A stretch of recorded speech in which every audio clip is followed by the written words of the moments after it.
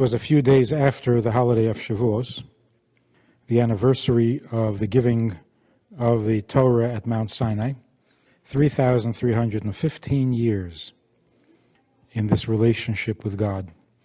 And so naturally, at the talk taking place at the Chabad in Minnetonka, Minnesota, we spoke about serving God and the need to serve God with joy, and the connection between joy and love, the connection between light and joy. What are these things? How do we achieve them? How do we get to them? And why is it necessary to serve God with joy? What in the relationship makes joy necessary? This was the talk, and this is what it sounded like. 3,315 years. Today is also my anniversary. Not nearly that long, but it's a real anniversary. Shavuos. I mean, what else has been observed continuously for 3,315 years? Really, it's hard to think about anything that you've done consistently for more than 20 years. I mean, aside from belonging to your family, which you can't help. So it's a very real anniversary, which means that it's an event that repeats itself. I think that's what anniversary means. There are certain conditions that are static. There's no point in celebrating an anniversary. It just is. But then there are things that are repeated, that need to be repeated, that need to be recreated. Those things we celebrate the anniversary. So, for example, you don't celebrate the day you became brother and sister. I mean, you celebrate your brother's birthday, but you don't celebrate the fact that you became his brother or sister. But you celebrate the day you became husband and wife. Because brother and sister are natural. Husband and wife are unnatural. And so the day that this event happened, it introduced an unnatural innovation in creation or in reality or in life. And so it has to be recreated. So that every year, if not every day, the marriage is recreated. So we celebrate an anniversary. This is the day on which this happened for the first time. And it's been happening ever since. So when God came down to Mount Sinai to give us the Torah, that was not an ordinary event. And when an event is not ordinary, when it's not natural, when it's not organic, it doesn't last. Like the difference between a place that has its own water, where water flows, to a place where you bring water. A place that has its own oil, or a place where you have to bring oil. So if you have to create a pipeline to bring oil from one place to another, sooner or later that pipe gets plugged, or broken, or blocked. Because oil doesn't belong here, you're bringing it from afar. And therefore it has to be constantly maintained, and it has to be protected, and you have to keep the flow going. So God coming down to Mount Sinai is certainly an unusual event, and for that to not dissipate and not disappear, like New Year's resolutions or something. You feel them 1 minute, next minute they don't know, it's gone as if it never was. An event at Sinai, by nature, logically, it should also be the kind of thing where it's amazing. You had to have been there, that kind of thing. What do you tell people if you were at Mount Sinai? What can you say? It was indescribable. And that's it. A year later, you've forgotten. It's that kind of an event. Or it should be that kind of an event. And the fact that we keep re-experiencing this and reliving it, and 3,315 years later, we're still reading the book and we're still arguing as to what God really meant when He said what He said. This is the ultimate miracle. Because what it means is that the event at Sinai was not a spiritual experience. Because spiritual experiences can't be maintained in the physical. It's like holding water in your hand. And the fact that this experience remained real. I think, actually we spoke about this before Pesach. One of the arguments that Pharaoh had, and he was not a foolish man, when Moshe wanted to take the people out into the desert to serve God, you remember this? Pharaoh said, "That's crazy. That's crazy. Here you grew up," he's saying to Moshe, who grew up in the palace. He says, "You grew up here in a civilized place, in an advanced scientific culture, where we're building pyramids and we're making great strides in medicine and in art, and we're building civilization. And you want to go out into a desert to look for God? That's nuts." Moshe kept insisting, and there were plagues and so on. And then Moshe comes back and Pharaoh says, "All right, fine. You got to go, fine. Take a couple of friends and go." Moshe says, "No, we got to go with our young and with our old, with our men and with our children, our sons and our daughters." Pharaoh said, "You're not going. Because now I know you're crazy." What is that all about? What, are you going to build a compound and drink Kool-Aid? You're going to end up crazy. You're going to end up useless human beings, bored out of your mind, and you start killing yourselves for the religious high. Much better to stay here, be normal, be productive, build something, anything, a pyramid. It's useless, but at least you're building something. It was a good argument, by the way. It's a rational argument. It's a sound argument. And everybody would have agreed with him. You take the people out into the desert, you're going to become a useless bunch of nomads. And that's really what should have happened. 40 years in a desert, you don't come out normal after that. And yet, the exact opposite happened. Pharaoh and the pyramids are irrelevant in history. They're a relic. They're good for museums. And Jews are very much in the center of civilization. And always have been. So it's an interesting thing that there's an article in the New York Times, yesterday I think it was. This professor from some university, Oxford I think, said that the reason that America is more successful than Europe, the United States is more successful than Europe, is because the United States believes in God. New York Times, of all places. The New York Times.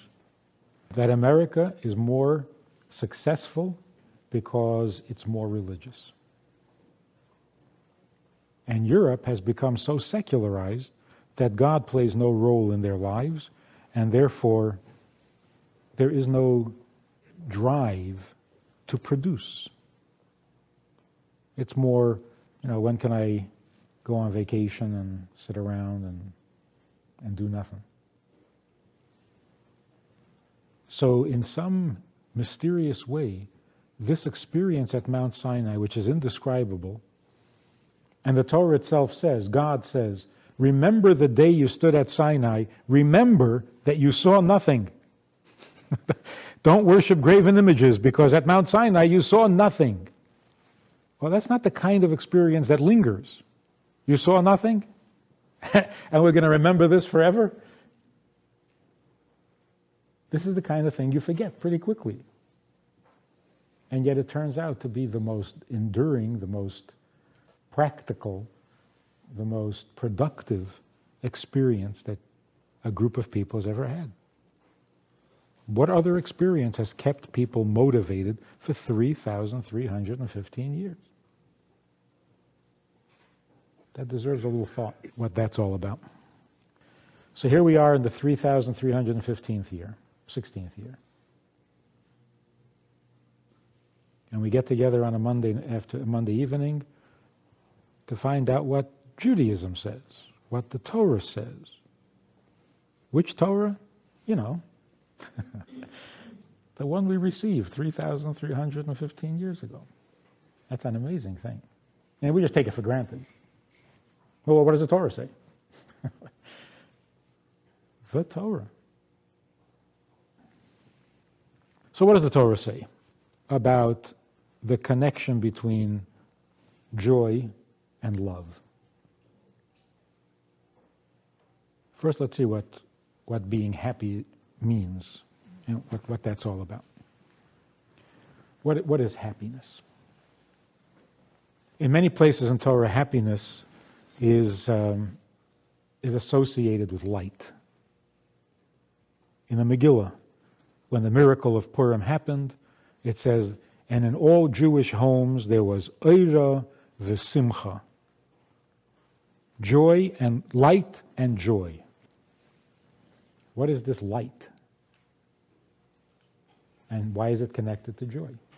One of the similarities between light and happiness is that light really doesn't exist. There is no such thing. Light is not a thing. And that's why I think the previous Rabbi observed, an artist who is really good, a really talented artist, can depict life on canvas, but he can't depict light. You can't draw light. You can draw yellow, but that's not light. Whereas a canvas can be alive, but it can't be light. In a dark room, you don't see it. You can't produce light on canvas, but you can produce life. Because life is a substantial thing, and light is not. And that's why when they painted, who was Michelangelo?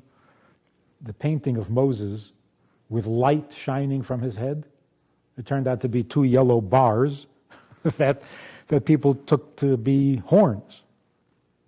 Because how do you draw light? You can't. So light has no substance, which means very simply that if you walk into a room and there is no light, and then you turn on the light, what new substance have you brought to the room? None at all. You haven't added anything to the room. The only difference is, it's a major difference, before you turned on the light, there was furniture in the room, but you didn't see it. When you turn on the light, you see the furniture in the room, which means the light allows you to see what is there, but light doesn't add any presence to the room. There's nothing additional in the room when you turn on the light. So what then does light do? Light reveals what is there. It doesn't add anything of its own. It lets you see other things. It makes you aware of other things. And that's called, even mentally, the light goes on. You saw the light. Well, what does that mean? It means it was there all along and you never saw it. And then suddenly you see the light. What do you see? What was always there. Nobody ever saw light. So that expression is a little confusing. Saw the light? No, you can't see light. You can see a chair when the light is on, but you don't see light, you see chairs. The same thing is true with happiness. What is the difference between a home that is a happy place and a home that is an unhappy place? There is no substance missing. It's the same people, the same furniture, the same house, the same address. Then what is missing? Some intangible light. You see, one person is happy and one person is not. What makes the difference? What is it? How come this guy's happy, this guy's not? They both have reason to be happy. One sees it, one doesn't see it. If I have to do something, if I have to go buy something, if I have to acquire something in order to be happy, I will never be happy. Because happiness is not a thing. Happiness is a clarity. It's being able to see. And what are you seeing? So there's the mind's eye, where the mind sees, and there's the heart's eyes, when the heart sees. When the mind sees, you become smarter. You're more informed. You're more intelligent. When the heart sees, you're happy. When the heart sees what's there, you are happy. In fact, the mind can sometimes get in the way. You can't reason your way into happiness. You have to allow the heart to see, and then the heart is happy. So what is the connection between light and joy? They're both non-entities. They're both passive. You don't have to do anything to see. You don't have to do anything to be happy. Not like somebody said, I'm so exhausted, I've been happy all day. Wore me out. You don't get tired from being happy because you're not doing anything. Well, you're not doing anything extra. I don't think you're happy if you do nothing. But if you do whatever you do, and you do it happily, you're not more exhausted than if you did it without happiness, because happiness is a passive condition. Just like light. When the light is on in the room, you don't have to work at seeing. You see. When you get an idea, you don't have to work at it. You now know. It's clear. Now I see. So, happiness means when the heart can see what there is to be happy about. Not that you have to create things to be happy about. They are there. But the unhappy person is like a person in a dark room stumbling over the furniture. He doesn't see what's there. The unhappy person's heart doesn't see what's there. And so he's not happy. But when the light goes on in his heart, when he is light-hearted, then he's happier. Because then he sees. I think I mentioned this one time. The Rabbi was speaking about a particular year. That this was a very happy year. A year of good tidings. And somebody wrote to the Rebbe that he doesn't see it, because that year was a very bad year for him. He nearly went bankrupt. He was what is that called when the IRS gets on your case? Yeah, he was being audited, and it was a horrible year. So he said, I don't understand what the Rebbe is saying. What was so good about that year? It was a bad year. So the Rebbe mentioned this, without mentioning names. The Rebbe mentioned this at a Farbrengen publicly, and he said, I got a note from a guy, and he says it was a bad year. I can't believe what kind of a depressed and pessimistic person could say such a thing when that was the year that his grandchild was born. Now, who's right? This guy says, that year, that was a miserable year for me. What was so good about that year? The Rebbe says, what was good about it? Your grandchild was born. He says, yeah, but I had a miserable year at the business. So was it a bad year or a good year? Half full or half empty? You can't really say it was a happy year, any more than you can say this is a light room. It's a room. Either the light is on or the light is off. But you can't say it's a light room. You can't say this is a happy place. It's a place. You can be happy, you can be unhappy. Your grandson was born that year. Does that make you happy? It certainly could. But he didn't see it. Till the Rebbe mentioned it, he didn't see it. First of all, most men don't remember children's birthdays. So he doesn't remember which year the child was born. But in addition to that, even the year when the child was born, it didn't register. He didn't say, what am I so depressed about? I just got a new grandson.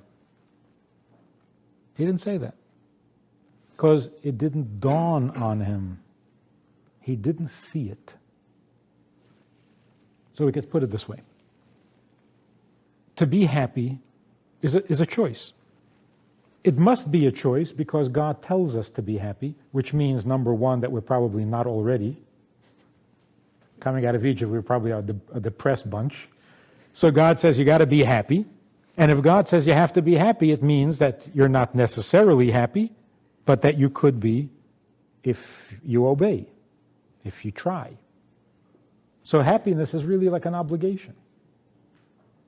You have to be polite, you have to be generous, you have to be happy. These are obligations.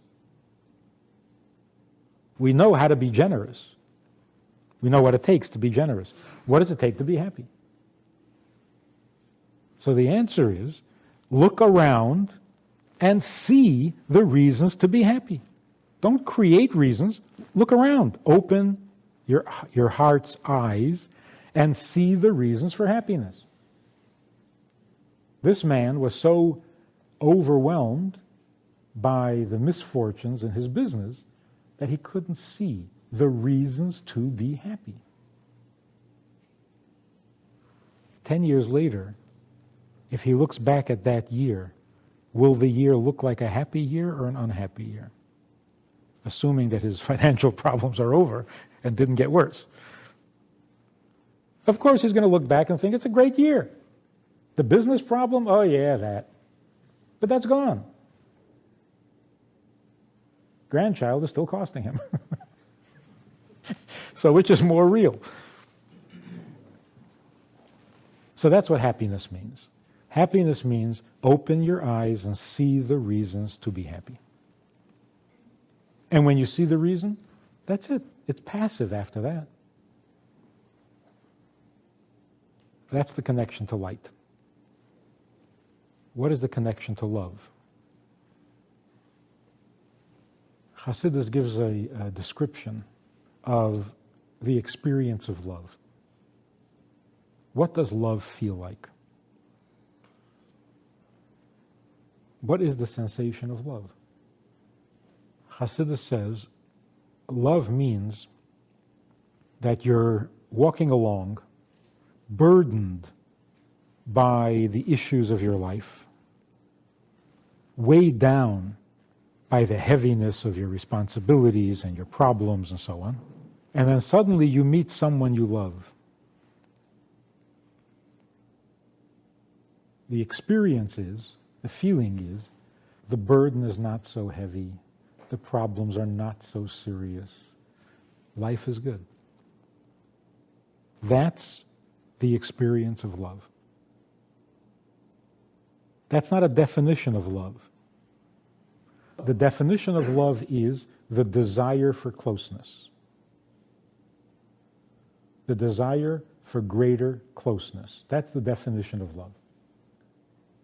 But the effect of love, the experience of it, when you have it, when it exists, when you come across someone you love, the result, the effect is that the burden doesn't seem so heavy. So if you're with the person you love, but you are weighed down by your burdens, something is wrong. So there's the connection between love and happiness. Love allows you to see the reasons to be happy because it lightens the burden.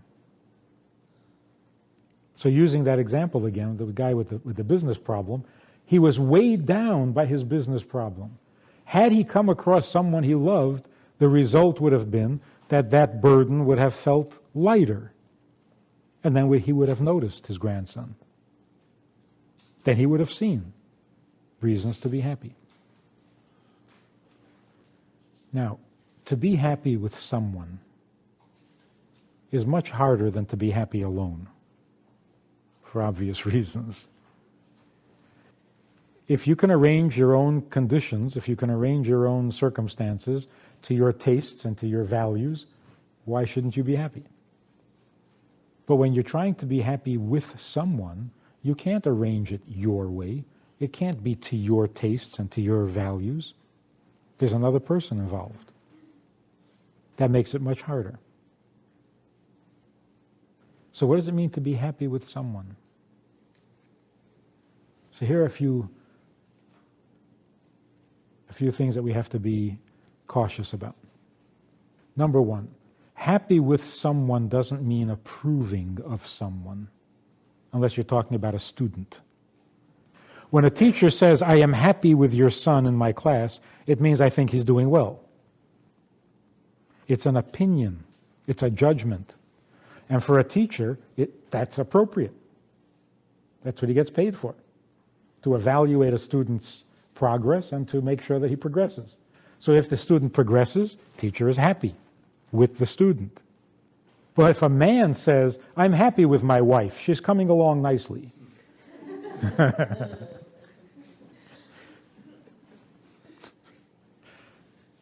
That's not happy with. That's happy about. So, this is a very common point of confusion. You say, are you happy with your wife? Well, how can I be happy with her? She can't do anything right. Well, I didn't ask you to evaluate her. Are you happy with her? What's to be happy about? She's no good at anything. That's not the question. So obviously you're thinking of happiness in the wrong sense. You're thinking like a school teacher. To be happy with someone means to be happy that someone is in your life. It's not an evaluation. It's not a judgment call. Second thing, to be happy that someone is in your life doesn't mean that she makes you happy or he makes you happy. That's another terrible, dangerous mistake. When you're happy with someone, then it's not about you, it's about the someone. Does this make sense? A person, oh, she makes me so happy. This is not good. Hopefully he doesn't mean that. But listen to what that sounds like. Oh, she makes me so happy. Do you sometimes make her happy? Or is that not even you don't ever consider that part of it?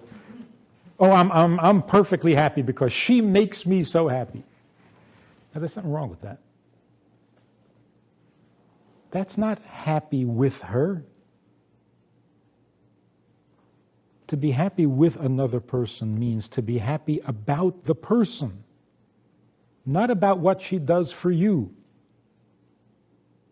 So again, happiness means seeing the reasons for happiness. Is she a reason for happiness? Oh yeah, she takes very good care of me. No, then it's not her. It's her service. Which may be a good reason to be happy, but then it's not about her. You're happy about yourself, and she made you that way. But you're not happy about her. So, superficially. I'm not getting into the real difficult, painful issues in life. But a man comes to a marriage counselor, a woman comes to a marriage counselor and says, I want to get divorced. Why? I'm not happy. And people actually pursue that line of thinking. Oh, you're not happy. Well, what can we do about that? And you go to therapy for 10 years. And by then, what's the point of getting divorced? So you stay married. But let's consider the statement itself. I want to get divorced because I'm not happy. Is that a legitimate thought? The Torah says that divorce is a necessary option when there is something immoral in the relationship. Like adultery, for example.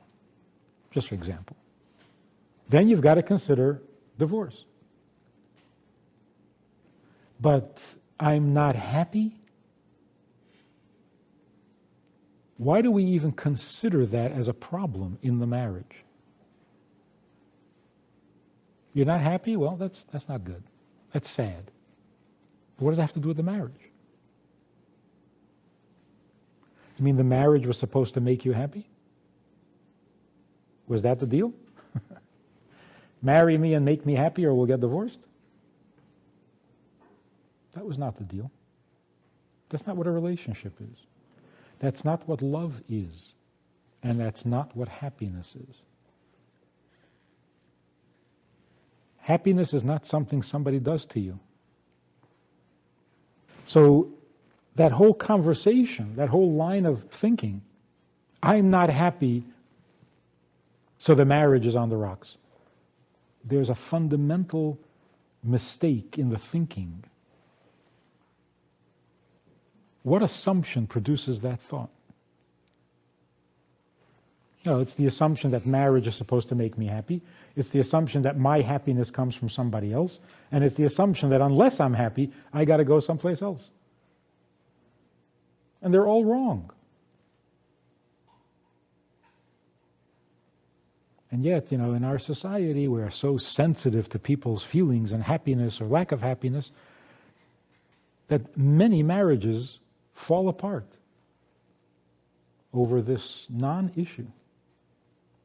Not that happiness is not important. Of course it's important. And when you're married, it's even more important. And that's why you should find it. Not go someplace else. Find the happiness. It's there. You just have to turn on the light. So that's the connection between joy and love. To love someone means that someone makes you happy. What about them makes you happy? Seeing them. Not what they do for you. Seeing them makes you happy. Because all of a sudden, your problems are not so important. They're not so heavy.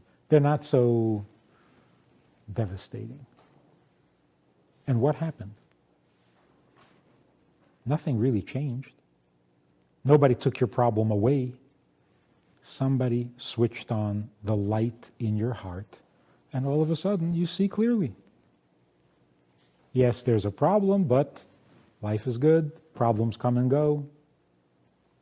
Why didn't you see this 10 minutes ago? This is a very common, it's not such a rare thing. You're walking around and you're kvetching. Oh, this is wrong, that's wrong, and it hurts me when I go like this.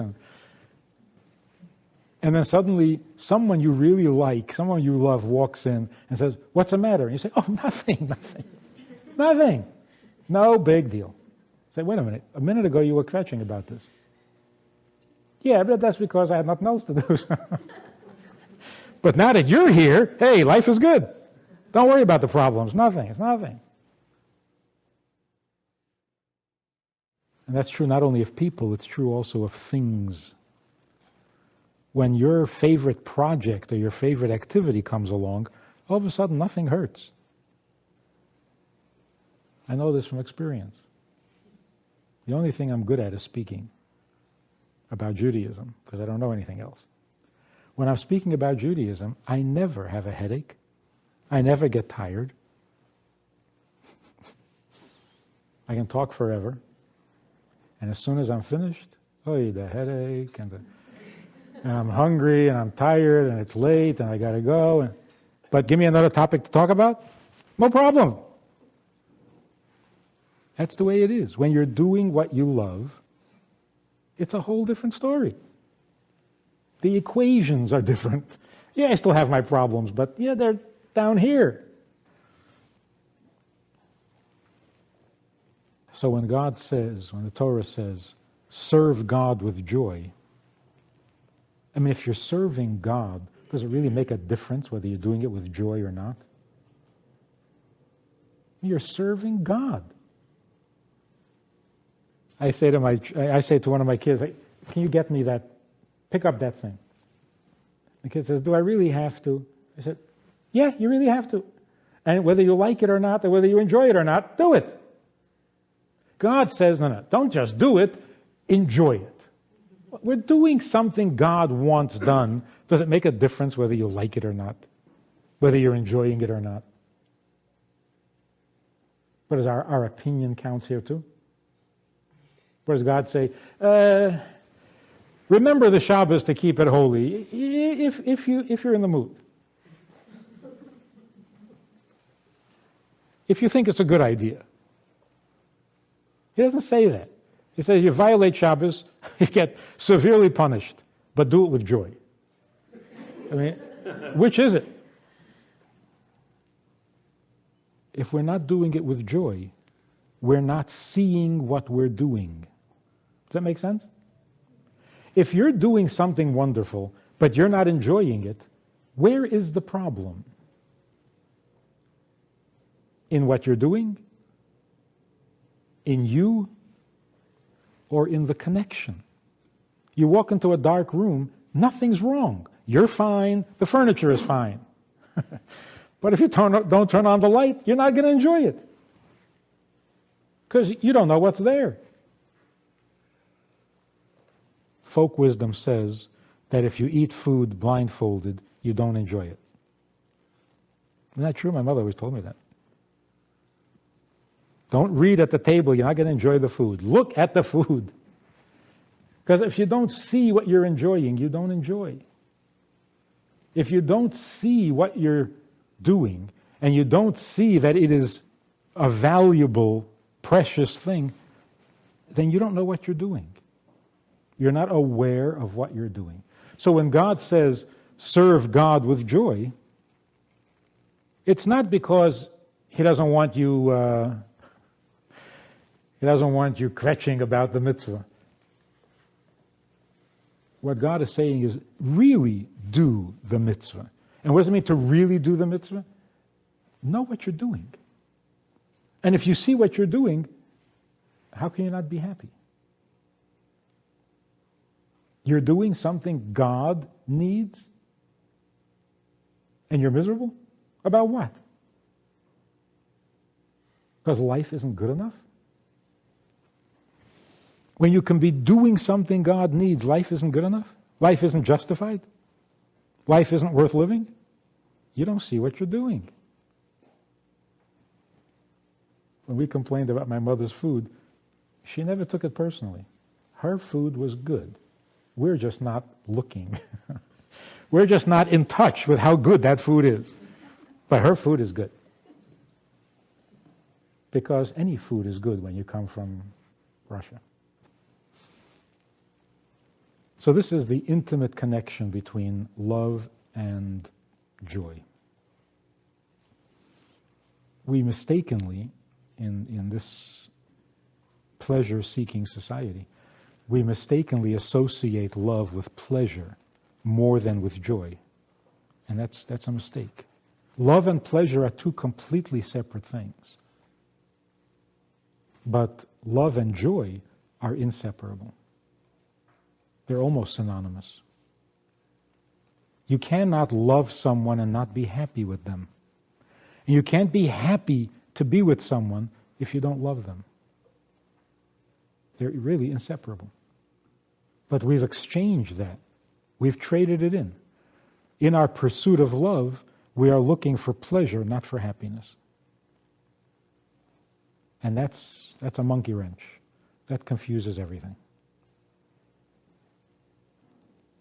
So a great part of the damage that has made us unhappy people and unappreciative of the love that we have in our lives is the fact that society has foisted this misconception on us that love is pleasure, and that where there's pain, there's no love. This is not true. Where there is love, there is pain, but there is happiness. That still makes sense, or is that was getting totally confusing? Where there's love, there is pain. You love your children, you're going to suffer for it. Guaranteed. Even with the best children, there's pain. There's worry, there's concern, there's pain. And the more you love them, the more pain there is. And that's okay. But there is no lack of joy. Because love is joy. And joy is love. When you're talking about another person. So being happy with another person means that the love you have for that person, the love you feel for that person, turns on the light so that even if you were blind, you would suddenly see reasons for happiness. And that's what happens, again, all the time. We go blind. We run into a problem. We are burdened by a problem, and it blinds us. Our vision goes dim immediately. That's it. Life stinks. I can't take this. I can't handle this. How much more can I? And then you meet someone you really like, and no problem. No, I was just crutching. Nothing serious. All of a sudden, you're seeing again. This is the way it works. And this is how God wants us to relate to Him. Don't go blind on me. Don't do me a favor and perform a mitzvah. Look at what you're doing. That should open your eyes. You're doing a mitzvah. For some reason, this story keeps coming to mind. The story in the Talmud, in the Gemara. One of the sages excelled in honor of his father, his parents. And to describe how good he was at this mitzvah, the Gemara says that his father once asked him to bring him some water. And of course, that was not so easy in those days. You had to go out to the well and pump. By the time he got back into the house, his father was a frail old man. His father had fallen asleep. So he stood there with a glass of water for a half hour till his father woke up. He wouldn't walk away. And if it had been an hour, he would have stood there an hour. Was he upset about it? Was he annoyed? Did he feel burdened? Did he feel used? Not at all. And it's an amazing thing because people, cynical people, when they hear the story, they say, really? You just wasted a half hour like that? Weren't there good things he could have gone, weren't there other mitzvahs he could have done instead of just stand there with a cup of water in his hand? The amazing thing about a mitzvah is when you are doing a mitzvah, there are no other mitzvahs in the world. And if that's not love, I don't know what is. When you're doing a mitzvah, there are no other mitzvahs in the world. When you are doing a mitzvah, there's no place else you could be, ought to be, or should be. This is it. You are where you belong, doing what you need to be doing, and there's nothing else. That's an amazing thing. It's as if we say, God gave us 613 mitzvahs. Of course, if you do all of them, you're perfect. If every moment of your life you are involved in a mitzvah, your life is perfect. But who is going to be doing mitzvahs every minute of their life? So here's where the amazing thing is. When you're doing one mitzvah, just for that one moment, or half hour, whatever it is, for that moment, or for that half hour, you're perfect. Perfect in the sense that God expects nothing more of you at this moment. That's it. Right now, you are perfect to Him. Because you're doing a mitzvah. And every mitzvah is infinite. So when you're doing a mitzvah, there are no other mitzvahs. So God says, you're going to do a mitzvah, and you're going to do it with a sour face. You don't know what you're doing. You don't realize what you're doing. So it's not that God needs our joy, God needs reality. If you're doing a mitzvah and you're not happy, you're not in touch with the reality of what it is you're doing. Now, most of us take it for granted.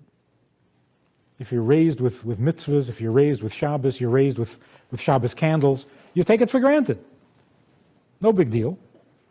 Time to light candle, you light the candle. But there was a woman at Beis Chana who came from a totally assimilated background, knew nothing about mitzvahs, never did observe any of the mitzvahs. And she spent about 2 weeks at Beis Chana and was soaking everything up and doing, and suddenly she comes to me and she says, I don't think this is right. I think I better leave. I said, why? I thought you were enjoying. She says, I am enjoying it, but I can't just walk in here and do these holy things. Don't you have to deserve it or build up to it or just to walk right in? Didn't feel right. That's how we should all feel. Anytime we want, we can just do a mitzvah. You don't have to be holy, you don't have to be saintly, you don't have to be good. But you can help yourself to a mitzvah. Any mitzvah. There are people who hesitate. You stop a guy in the street and you say, would you like to put on tefillin? He says, I'm not religious. So that's okay. No, it's not okay. You can't just become holy at the drop of a hat. I haven't done anything holy in years. I can't just go ahead and put on tefillin. Or some of them say, oh, no, I don't think so. I just finished a non-kosher meal. Now that's a great sensitivity. And by rights, logically, the man's got a point. What, do you finish a ham sandwich and put on tefillin? That makes sense. I lived a totally secular life, and now I'm coming to Beis Chana, and all of a sudden, that's it, I'm going to observe. No, it doesn't seem right. It seems blasphemous. And it should seem that way. But it's not. It's not. God says, here are my mitzvahs. I'm giving them to you. And I know who you are. And I know what you had for breakfast. And I'm giving you my mitzvahs. So then if a person does the mitzvah and is sour about it, God says, are you listening? Are you conscious? Do you realize what you just did and you're moping? That's what the mezuzah on the door is all about. You know something about, what do they call it, feng shui? There's certain energies in the house. They come in, they go out, they go up, they go down. You got to open the doors, open the mirrors, and reflect them back in, take them back out. And there's all sorts of stuff going on in the house, right? The mezuzah is all you need. It's all the feng shui you need. Because basically the mezuzah says, you're about to walk into your home. Put a smile on your face or don't come in. That's what the mezuzah says. You put a mezuzah on a Jewish home, it basically means, if you're going to mope, don't do it here. Because this is a place of joy. And if you don't realize it, you got to open your eyes, because it's right there. So serve God with joy. Why serve God with joy? Well, because who are you to be serving God? Like, where did you come from? You're going to serve God? Some children fight for the privilege of filling the Kiddush cup. Children fight for the privilege of serving their parents. If serving your parents is a privilege, what's serving God? That should be out of reach. Should be beyond reach. And yet we all do. What is Judaism all about? Oh, you serve God. But if we opened our heart's eyes just to that fact, you're about to serve God. You're about to recite His favorite blessing. And you don't see any reason to be happy? There's something incongruous there. So it's not like, well, you can serve God, or you can serve God with joy. You can't serve God and not be happy, unless you don't realize what you're doing. Unless you've gotten too comfortable. There's this comedian. So somebody asked him how you doing? How you feeling? How you feeling? He said, well, you know how when you lean back on a chair, on the back legs of the chair, you kind of lean way back, and then you go just a little too far, and you feel like you're about to fall? That's how I feel all the time. When we're doing mitzvahs, we kind of get used to a certain feeling that is really a miraculous relationship. We just get used to it. We feel that way all the time. Yeah, we serve God all the time. That's a dullness of the heart. Not good for relationships. Not good for longevity. A dull heart is not a healthy heart. So to be healthy, we have to see, not only with our mind's eyes, but with our heart's eyes. See what it is in our lives that deserves happiness. And then it's there. And that's love, when it involves another person. What do you think? What did the woman end up doing with Beis Hana? Did she leave or did she stay? No, I wouldn't let her leave. She's the only one who was getting it right. Kind of a two-part question. You mentioned that if you're in the presence of someone you love and your burden is not lightened. You mentioned that if you're in the presence of someone that you love, that your burden should be lightened. If it's not, does that mean there's something wrong with the love? And the other side of the question is, if the load is not lightened, whose responsibility is it to lighten the load? Yours or the person you love? Not a responsibility on either party. But if love doesn't make you happier, it says in Chassidus that the nature of a human heart is that if you love someone, they love you back. Because the heart reflects back what is like a mirror. Whatever you show the heart, that's what it reflects back.